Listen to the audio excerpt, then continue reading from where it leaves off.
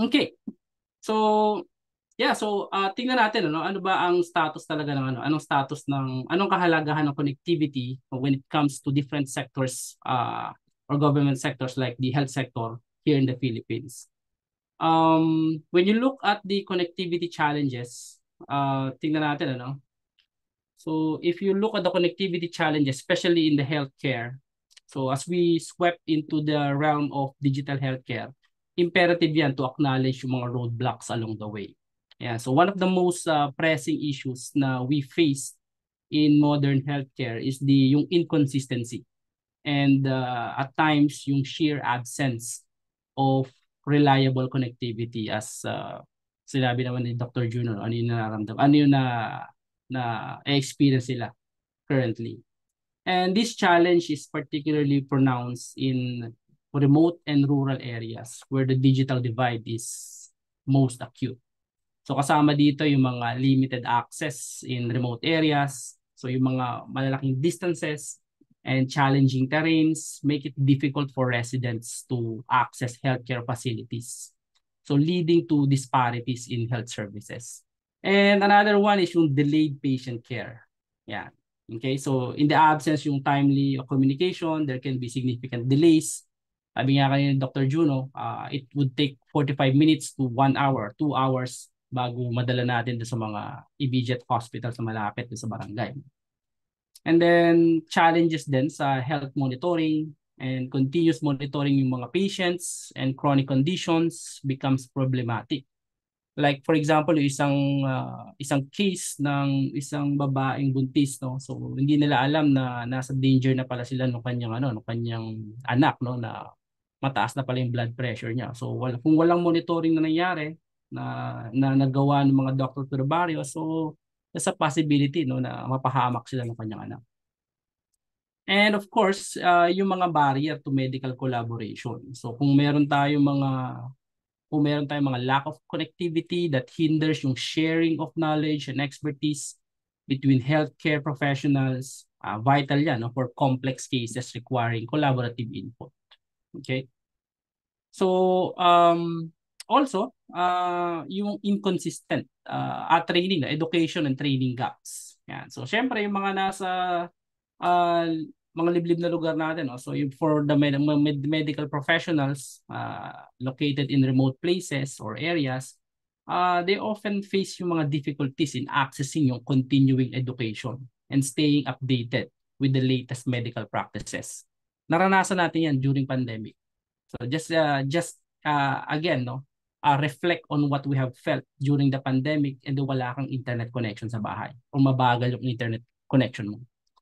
So just imagine nasa isang malayong lugar ka pa. Okay? So that hinders, no, your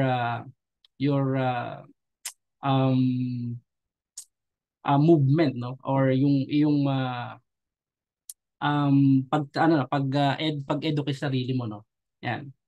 And then inconsistencies of quality of care. Yan. So yung mga disparities in connectivity that contributes yung mga variations in the quality of healthcare, with the remote area of often receiving yung mga subpar ng mga services compared to urban centers. Okay? So, ayan ang ano niyan, no? Ayan ang mga challenges niyan. So, paano natin siya mako-connect, no? Sabi ko kahit hindi ka engineer, kaya mo alam mo yung solution dito, no? So, one of the best solution is the introduction to cellular connectivity. Yeah, so one of the solution of bridging the digital divide, yeah, through building of this infrastructure development, no.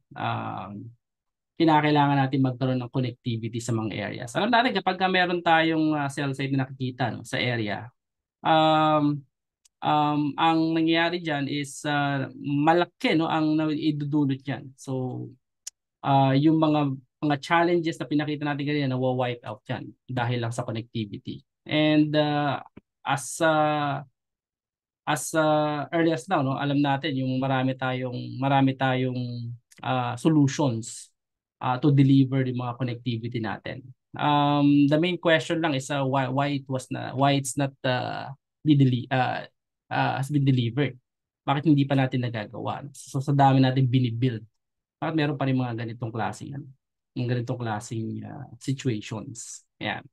So, if there's a connectivity in the area, so nakita natin, we can transform it into a Wi-Fi connection like this. Meron tayong fixed wireless access. Kumukuha ka ng signal mula sa cell site and then you can transform it into Wi-Fi connection. So, ito yung may mga, para kang may smart bro dati, no? Or meron kang outdoor antenna. And then yung mga IoT devices natin, yung mga RX box for example, yung mga pang test ng ating mga Dr. Drabarios so that they can send the data going back to the core network or probably sa UP Manila or PGH, yan ang ginagamit natin.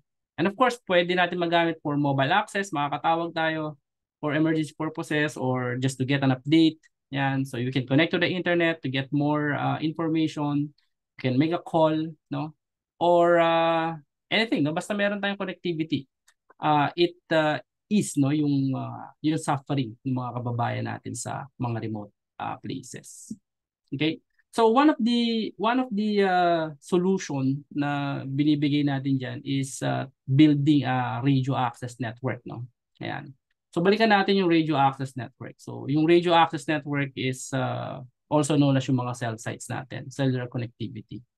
So we build thousands of front elements, no, para magkaroon tayo ng seamless coverage and mobility. And this is the infrastructure that nearest to the subscriber as well.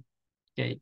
So ang mga parts ng radio access network, alam natin 'yan kapag meron tayo, no, meron tayong tower, kapag nakakita tayo ng tower, no, it's a symbol no, symbol of hope. Hindi lang minsan mga statue, no. Tower lang makita mo, there's a symbol of hope kapag nasa province ka. Alam mo merong signal no. Hindi ka mahihiwalay. Yan. So meron tayong tower structure, no. So diyan natin kinakabit yung ating mga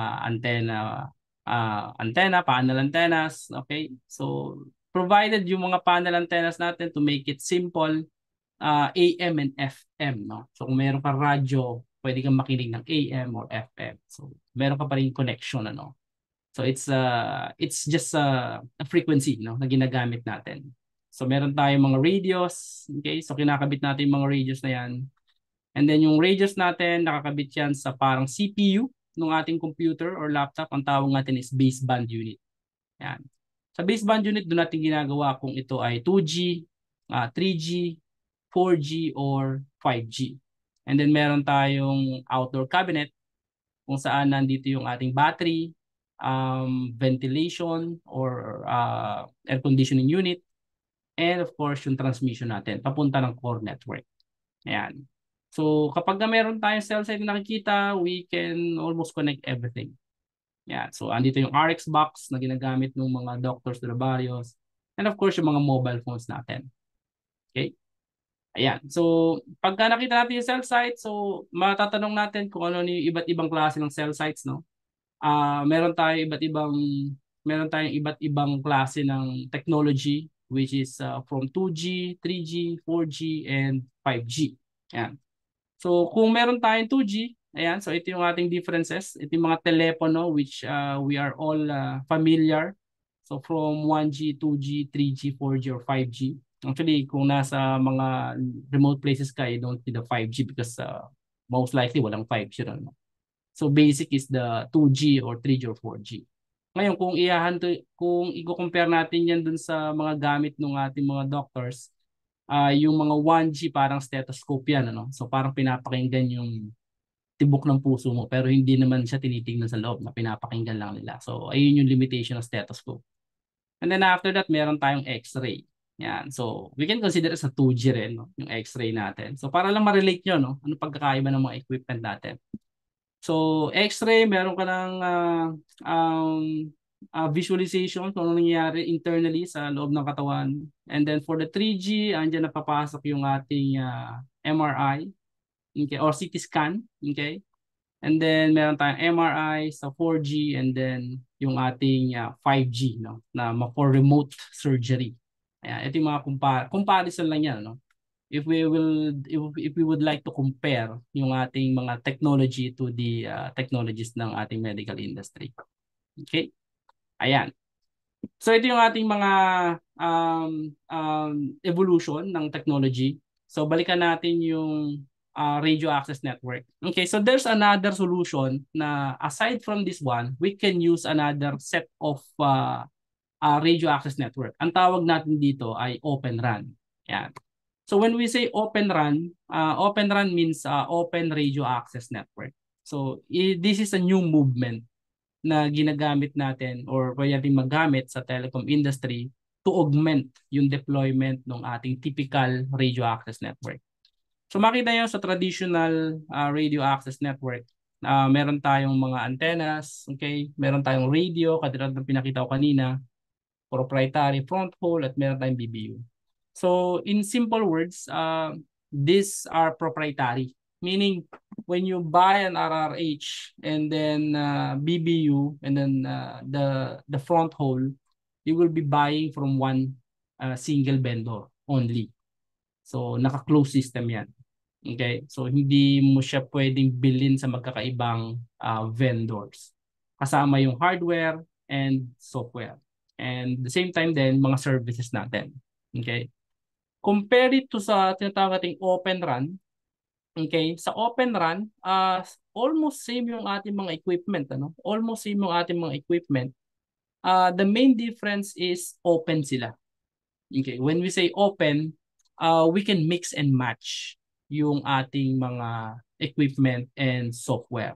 So you can buy one software from another vendor and you can buy another hardware from another vendor. And then you can connect this to make it interoperable. Okay, so that's the number one benefit no nung Open RAN. So mas dumadami yung pamimilian mo. Actually, the impact of Open RAN is not directly can be seen sa mga subscriber side. It is directly impacted going towards the operators because it offers a more diverse vendor ecosystem. So mas marami silang pamimilian sa pagbibilan nila ng mga equipment at mga vendors. And then if they want to implement new solutions, so there are a lot of innovation models na pwede nating magawa dito dahil ito ay software defined. Okay? So when we say software defined, ibig sabihin pwede tayong gumawa ng mga software, mabilisang software at we can program it, we can develop the software, we can program it, and then we can deploy immediately. Not unlike nung bibili ka na equipment, nandun yung software, nandun yung feature, dadali mo pa sa site. Okay, so yung turnaround time is medyo matagal. So ito mas mabilis kapag gano'n kasi it's a software-defined radio. And overall, ang pinag-uusapan natin is lower total cost of ownership. No? Lower total cost of ownership. Paano ba to no? Kasi typical no kapag nagkatayo tayo ng cell site, sasabihin natin is bakit ba hindi natatayuan ng mga cell site yung mga areas na ganyan ano? Kasi meron aside from giving coverage, there's also a business case no.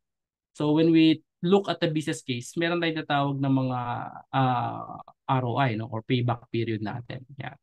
Rate on investment. So kapag kina-calculate natin 'yan, or tinatawag din natin yung payback period, no? Yan. So gamitin lang natin yung payback period, no? Para makita natin kung gaano katagal bumabalik, no?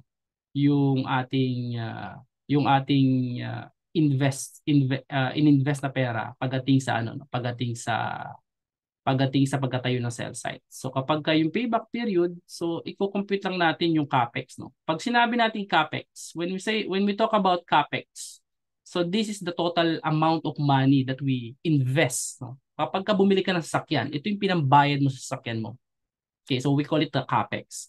Pag bumili ka ng kotse, magkano yung down payment, tapos magkano yung pinaka total price ng kotse, for example, 1.6 million. So we call it the capex. And then after that, kikita yan. No? Kapag yan ay naitayo na, kikita yan. No? So meron tayong revenue. Yan. So yung revenue, ito yung kita ng cell site. No? Ito yung kinikita ng cell site sa isang buwan. And then ima-minus mo dyan yung OPEX. So yung OPEX natin, ito yung operational expense. Ito yung pasahod sa mga engineer na katulad natin. Ito yung bayad sa kuryente. Ito yung bayad sa services. Ito yung bayad sa gasolina ng cell site. Okay? Kuryente. Yan. So lahat yan ng operational expenses. So, ang pinapangako ng Open RAN is bumaba yung total cost of ownership. Meaning, bumaba yung CAPEX dahil yung equipment natin mas magiging mura and then bumaba din yung OPEX natin. Pag bumaba yung CAPEX and then bumaba yung OPEX natin, yung payback period natin is bababa rin. So, ibig sabihin, mas mabilis yung balik nung investment nung mga operator. So, it will encourage them to build more cell sites. So, especially sa mga areas na nakita natin na medyo mababa yung business case. Yan. So, that's the one point, no? Kung papaano tinitingnan, no? So, in the business perspective, kung bakit may mga areas na wala tayong cell site. Okay. Ayan. Yeah, so ano yung mga challenges lang nung Open RAN? So, isa sa mga challenges ng Open RAN is yung network performance. We can compare yung network performance, yung fault management, lalo na kapag magkaiba ng vendors. Okay? Sino makasagot, sino yung magme-maintain, sino yung mag-troubleshoot. Network automation dahil ito ay bata pa, no? So, meron tayong gumagamit tayo ng artificial intelligence which is it would be per vendor pa rin, ano? And of course, dahil ito ay bago, so we need to understand yung Open RAN ecosystem. That's why here in the Asia Open Academy, as much as possible, we would like to reach out dun sa mga gusto matuto talaga ng Open RAN system. So we are teaching them. So we are preparing them, no? How to build, maintain, and develop the Open RAN ecosystem. So that kapag dumating yung Open RAN dito sa Pilipinas, yung mga nag-aral are ready na, no? So to deploy the Open RAN. So they are prepared. And then of course, yung mga team profiles. Yan. So Open RAN is the convergence of two industries. When we say convergence of two industries, ang Open RAN ay pinagsamang telecom at IT. Okay, so yung mga IT students, they're trying to learn about telecom, and then yung mga telecom naman, they are trying to study about IT or computer engineering or networking. Because makikita nyo dito, meron tayong part ng telecom, and then dito sa mga components na to, nandito yung mga IT parts. Nandiyan yung networking, IP technology, artificial intelligence, virtualization, cloud, and edge computing. Okay, so that's why yung Open RAN is a good avenue, no, for those people who would like to build their competence. So it's not too late for everybody because here in Asia Open RAN Academy, we are just starting here in the Philippines. No? Kaya we are encouraging you to join us. And don't forget, no, yung main purpose why we are doing this career or competence build up, because we are using this skill set to help our Filipino people, our Filipino or countrymen. No? Okay? So ito yung pagkakaiba ng dalawa, no? Ayan. So ang pillars ng Open RAN before we finish this presentation, ang pillars ng Open RAN is about openness. Okay? So you can interconnect different vendors from hardware to software, and then you can have a virtualization, virtualized functions. So when we say virtualized functions, no, so it's almost similar sa digitization, no? Para lang mas ma-compare natin, lalo na sa mga non-technical guys. So imagine dati meron tayong FM radio, right? So when you buy an FM radio, you buy the radio itself, tapos nandun yung FM, no? Ay, FM circuitry. So doon ka makikinig. Right now, anong nangyayari ngayon? So if you want to listen to FM radio, what's happening? Can you type in? Anong nangyayari ngayon? What are we doing now kapag gusto natin makinig ng FM? Okay, what we're doing is we just install the app, right? So it's part of the digitalization. So we digitize yung functionality ng radio. Ginagawa natin siyang app, and then we install it sa ating mga cellphone. Ganon din ang mangyayari sa virtualization. You just buy a COTS or commercial off-the-shelf server, and then you do the software and then program it. Okay, so yung functionality ng ating radio naging digital na, no? So naging virtualized. So you can create, delete, or deploy yung functionality as per needed. Okay, so yun tinatawag nating virtualization. Para kang nagde-delete ng app sa telepono. Kapag ayaw mo na yung app, delete mo na. Pag gusto mo, install mo ulit. So that's how virtualization will be doing here in sa Open RAN. And of course, meron tayong intelligence. So ang Open RAN will be working with ang tinatawag nating RIC, no? The RAN Intelligent Controller. So si RAN Intelligent Controller, ang ginagawa niya, he's utilizing artificial intelligence slash machine learning, which balancing yung network, balancing yung performance. No? Dati, engineer ang gumagawa nito. Pero dahil minsan puyat yung engineer, so kaya hindi siya gaano makapag-perform ayos. No? So, we give it to artificial intelligence. Ayan. So, yung artificial intelligence, hindi nagreklamo yan. O, bigay ka lang ng bigay ng task. Okay? And then you can give a lot of data sa artificial intelligence. It can study the data, it can analyze the data, and then it can give you the recommendation ng best performing or best configuration na possible na kailangan ng network. That's what we call the RAN Intelligent Controller or intelligence. And of course, yung kanina, sinabi ko nga, programmability. Okay, you can program any functionality that you want to do sa network.